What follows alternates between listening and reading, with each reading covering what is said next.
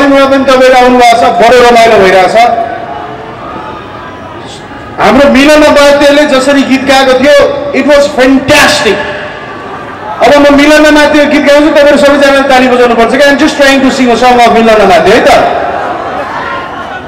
घन्टी बज्यो, घन्टी बज्यो, घन्टी बज्यो। त्यसको मनमा कत्रो घन्टी रहेछ भन्ने कुरो डाक्टरले पनि पत्ता लगाउन सकेको छैन।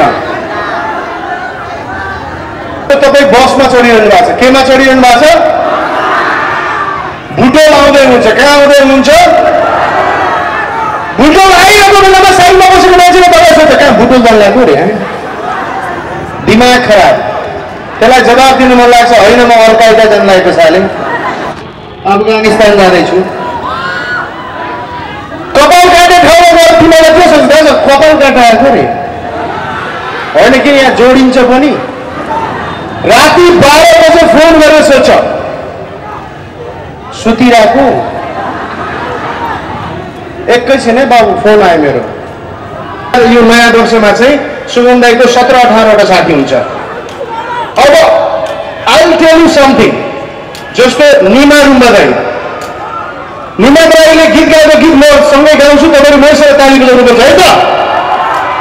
Okay, let's hear it for Nima Rumba. Nima दाइले गीत गाएको आउ आउ न, ताली सँगै बजाए, म त त्यही आएर ड्याङ्की ड्याङ्किन्छु फेरि म। ओ केटीले मलाई यस्तो यस्तो गाउँदा अरे पक्का तिम्रो घरको नम्बर पनि थाहा छ मलाई, त्यही गरेर भनिदिन्छु। ओके, आउ आउ न। पुरा निमा दाइको गीत गाउने स्टाइलमा यस्तो सेक्सीपन हुन्छ कि भनेर साध्यै छैन।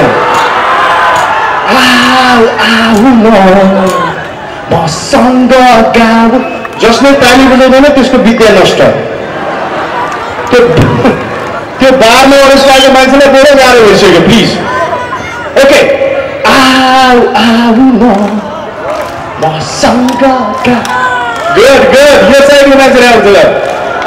आउ आउ न मसँग गाउ न, हाम्रो यो यौवन अनमोल छ, तेरा नफालमा आउ न। केटी टाप। किन भन्दाखेरि कोही पनि मान्छेलाई गीत गाउँदाखेरि त्यसरी बोलाइदैन भाइ। केटीले थाहा पाइहाल्यो कि यसको नियत खराब छ हो। त्यस्तै गरी अर्को हाम्रो गीत गायक हुनुहुन्छ रामकृष्ण ढकाल दाइ। कसम उहाँको गीत गाउँदाखेरि 3टा फोक्सो छ रामकृष्ण दाइको। फुल भन्छ फुलिरहँ। भाइ सम्हाल आफूलाई। बस जसको कानमा राति टेकेर गएर नि अलिकति पुरा कानमा टेकेर उफ्रिरहेछ। फुल भन्छ फुलिरहँ। सबै टाइम ए पातर पातर होइन यार, टाइमिङमा बज। यता पुलिसले हेरिरहेछ है, मैले भन्दैछु। फुल भन्छ फुलिरहँ, जुन नसा यति फुलिसक्यो कि फुल फुलेको कि नसा फुलेको थाहा छैन। फुल भन्छ फुलिरहँ, जुन भन्छ चम्किरहँ, मन त भन्छ सबैसँग। सर कोट तयार, आदि गीतको कोट तयार। 7 गीत गाइदिनु भयो। फुल भन्छ फुलिरहँ, जुन भन्छ चम्किरहँ, मन त भन्छ सबैसँग माया मोह गाँसिरहँ। ऐसे तो मैं ये गीत नहीं गाने वाली थी, मगर रामकृष्ण कहा इसलिए गा दिया। अगर नहीं गाती तो मेरा करियर ओरल लायक हो जाएगा। दामी सिंगर चाहिँ हाम्रो हेमन्त राणा हो। ए Hemant Sharma, sorry. How many of you are fan of Hemant Sharma? Hemant Sharma दाइले गीत गाउँदाखेरि चाहिँ महोत्सवतिर पुरा तारवाला माइक दिइरहेछन् आजकल। किन भन्दाखेरि गाउँदा गाउँदै पुरा गरेर मुखै पुरै माइकै निल्दिनुहुन्छ। यो कर्डलेसवाला माइक भयो भने चाहिँ निलेर पचाउने, कर्डवाला माइक हुन्छ तान्न सजिलो हुन्छ। उहाँको गीत गाई स्टाइल हेर्नुहोस्। आउँदै गर सँगै तालिम है आउँदै गर मालती आउँदै गर न रोटी घरको त्यो बेला पनि डर लाग्दो अवस्था हुन्छ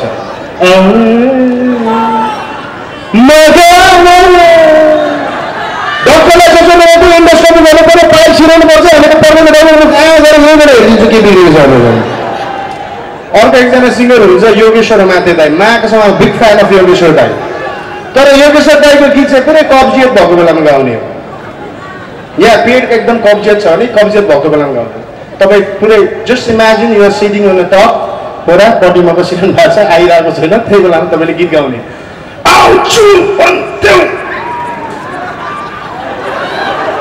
तिमी आइनौ तिमी आइनौ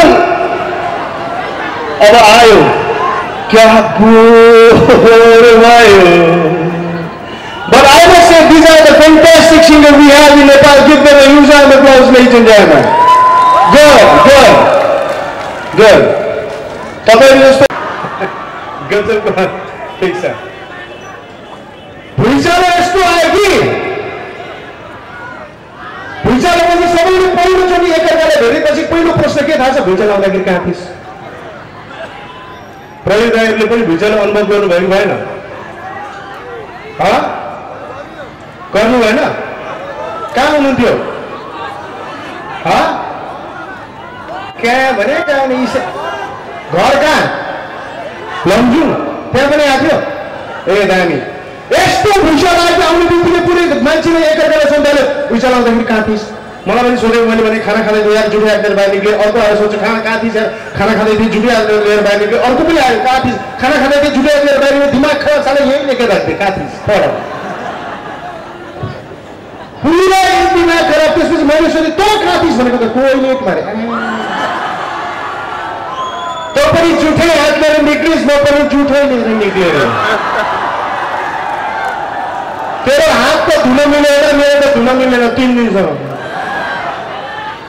भगवान कसम डक्टरले दिने औषधि जस्तो हो त भुइँचालो खाना खानुभन्दा अगाडि एकपटक खाजा खाएपछि 2 पटक राति सुत्ने बेलामा 3 पटक आएन भने नेपालीहरू पुरा टेन्सनमा भुइँचालो कुरेर बस्ने नेपालीको पुरै बानी भइसक्यो आउनु बेला त भन्यो अहिलेसम्म आएको छैन अहिले त आइसक्नु पर्ने थियो फेरि यस्तो आयो भुइँचालो कि भुइँचालो आइसकेपछि सबैजना विशेषज्ञ कसैले पनि सिरियसली कुनै एप्स केही हेर्नु परेन तपाईँ पानी दिँदा यहाँ देऊ पानी अगाडि बसेपछि प्याक भइसक्यो केटी भाइ बाबु त्यहाँ देऊ नि बाबु पानी दिँदा पनि हामीलाई राजा जस्तो महसुस गरिरहनु ल दिउ खाऊ भाइ को थियो त्यही आएर फेरि पुलिस दाइले ठडाउनुहुन्छ भुइँचालो आउँदाखेरि सबैले सबैलाई सोध्ने त्यही थियो प्रश्न त्यही थियो मेरो एकजना काकाको कहानी सुनाउँछु हाम्रो काका फ्राइडे नाइट गमक्क परेर पुरा बिसन्चो मुद्रामा एक फुल खाएर मजाले सुतेको साइडले ह्याङ काट्दाको निमित्त एक क्वार्टर खाएर ठिक मुद्रामा बसेको मा कसम त्यही बेलामा हल्ला आयो सबजनाले आयो भनेको काका पुरा गुड मुडमा बार्दलीमा आएर को आयो होइन आफूसँग को हो भन्ने तर आउनुभयो आउनु बित्तिकै काका भने भुइँचालो आयो कतिको भने 7 पोइन्ट दिँदा म आफै 8मा हुन्छु रे मेरो दाइ भुइँचालो आउँदाखेरि लुगा लाएर नहुने मा कसम लुगा लाएर नहुने किन भन्दा त तौलिया कहाँ खोल्न जानु लुगा लाएर नुहाए फाइदा लुगा धोइदिने पनि आफू नुहाइदिने पनि अस्ति राति भुइँचालो आएको थियो मेरो दाइ पुरा लुगा समातेर खुद्द बाहिर जोडेको भाउजूको म्याक्सी लिएर आएछ मोहर लोड सेडिङ पनि त हुन्छ नि फेरि अनि त्यो फोटो चाहिँ फेसबुकमा I seriously want to slap them seriously हाम्रो भन्छ कि दाहिने हातले दिएको कुरा देब्रे हातले थाहा हुँदैन हामी बढी नाटक गरिरहेछौँ क्या सो फेसबुक चाहिँ फेरि फेसबुक भन्दा पनि फेक बुक भएको छ अर्को कुरा पुरा इन्डियन मिडिया आयो फेरि आमा भुइँचालो आउँदाखेरि इन्डियन मिडियाले अर्को आतंक मचाए। यसरी पानी मागिरहेको एउटाले भने पानी पिएंगे, अब पिएंगे, पिलाइए, तब खींचो, खींचने में क्या होता है? ये देखिए नेपाल के आदमी दो फुट पानी के लिए तरस रहे रे बा। फेरि हामी नेपालीलाई जानी नजानी पनि हिन्दी चाहिँ बोल्नु पर्ने। बुटुलको मान्छेले हिन्दी बोल्ने जान्छ, बुझ्छ, तर काठमाडौँकोले खासै आउँदैन त। नजानेको भाषा नबोल्नु नि होइन, अकबकेर पनि भए पनि नेपालीले हिन्दी बोल्ने कसरी भन्ने म हुन्छु। धानपट्टिको एउटा केटीले पुरा सोध्यो, जब भूचाल आया था तो आपको कैसा लगा, कहाँ थियो आप? हाँ, भूचाल जो आया था तो आपको कैसा लगा, कहाँ थियो आप? आमा जो भूचाल आया ना, यता पनि हल्ता है, यता पनि हल्ता है, यता सामान गर्ला, इधर सामान गर्ला, हामी त टेबल मुनि ल्यात। अलिकति रुका जैसा हुआ था, मैं तो बिल्डिङ बाहिर स्वात। ओम नमः शिवाय, ओम नेपालीमा बोल्नु हुँदैन। फेरि सिन्धुपाल्चोकमा पुरा एकदिन गरेको मान्छेले गएर भुइँचालो गएको बेलामा पुरा इन्डियन मिडियाले सोध्यो, आप 3 दिन से दबे हुए, आपको कैसा लग रहा है? नेपाली पनि खुसी, आमा जे हो नि मिडिया आयो नि त खिच्नको लागि, खिच भाइ, मिडिया आयो नि त खिच्नको लागि भनेर। आप 3 दिन से दबे हुए, आपको कैसा लग रहा है? नेपाली ने जवाब दियो, खास में क्या है कि हम यहाँ 3 दिन से दबाए, गाय वस्तु तो कहाँ है, बाल बच्चा कोई कहाँ है, पानी तो नहीं मिला है, भात का बात करता है। हमारे श्वास में क्या दबाए, श्वास में क्या दबाए, हम यहाँ दबाए, इशारा में बात करता है, अच्छा लगता है। त्यसपछि we started saying like, अब अति भयो, Indian media back off, go home, तुम जाओ, हामीलाई चाहिँदैन भनेर। We started that। अनि नेपाली बाउठिन थाल्यो। हुन त नेपाली बाउठिसकेपछि सही जवाब दिँदैन। अनि नेपालीले बाउठेको बेलामा मूड खराब भएको बेलामा एउटा नेपालीले सोध्यो, मैं प्रत्यक्षदर्शी से पूछना चाहता हूं, ये पहाड़ कैसे गिरा?